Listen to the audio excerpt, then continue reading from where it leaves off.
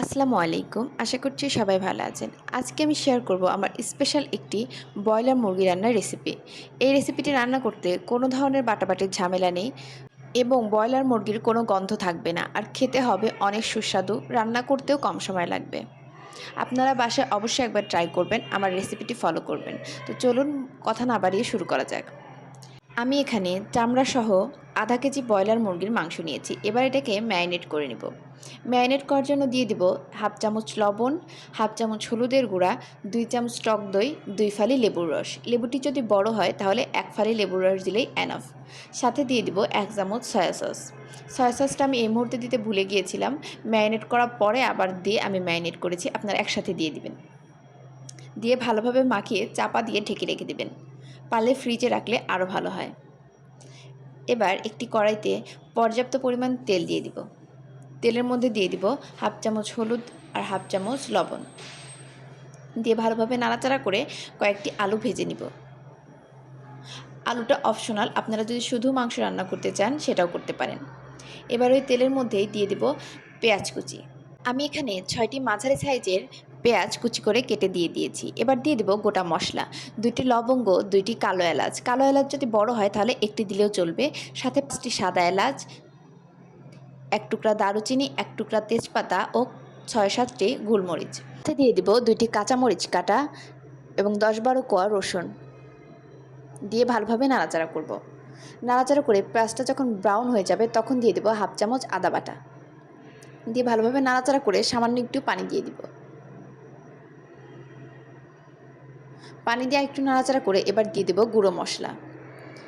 Half চামচের একটু বেশি লবণ, হাফ চামচ হলুদের গুঁড়া, 1 চামচের একটু বেশি মরিচের গুঁড়া, হাফ চামচের বেশি জিরার গুঁড়া দিয়ে ভালোভাবে নাড়াচাড়া করব। আপনারা ঝাল আপনাদের পরিমাণ মতো দিবেন। আর লবণ যেহেতু ম্যারিনেট করার সময় দিয়েছি তাই লবণটা একটু বুঝে শুনে দিতে হবে। এবার মশলাটা ভালোভাবে কষিয়ে নিব। মশলাটা ভালোভাবে কষানো হয়ে গেলে দিয়ে দিব আরেকটু পানি, দিয়ে ভালোভাবে সেদ্ধ করে নিব ঢাকা চাপা দিয়ে। মশলাটা থেকে যখন তেল ছেড়ে দিবে তখন দিয়ে দিব ম্যারিনেট করে রাখা মাংস। মাংসটা দিয়ে ভালোভাবে নাড়াচাড়া করতে হবে। ম্যারিনেট করার পরে মাংস থেকে বেশ অনেকটাই পানি বের হয়েছে। কষানোর সময় মাংসে আর কোনো পানি দেওয়ার দরকার নেই।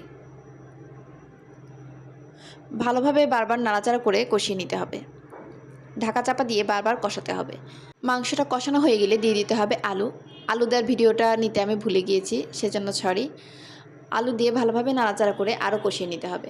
মাংস থেকে যখন একদম তেল তেল ছিঁড়ে যাবে, অর্থাৎ একদম মাংসটা কষানো হয়ে যাবে, কড়ার সাথে লাগা লাগা হয়ে যাবে, তখন দিয়ে দিব পানি।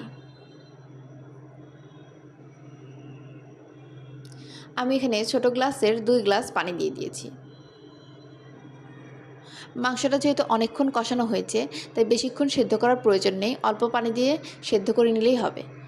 এবার পানি দিয়ে ভালোভাবে নাড়াচাড়া করে একটু ঢাকা চাপা দিয়ে রাখবো এটাকে ফুটিয়ে নেওয়ার জন্য।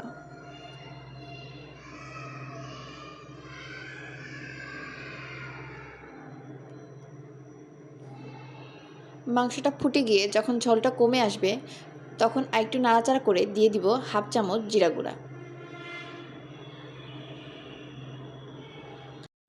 সাথে দিয়ে দিব হাফ চামচ ঘি।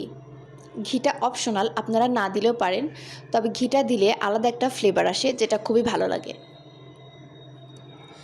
এরপর ভালোভাবে নাড়াচাড়া করে নামিয়ে নিলেই রেডি হয়ে যাবে একটি সুস্বাদু মুরগি রান্না।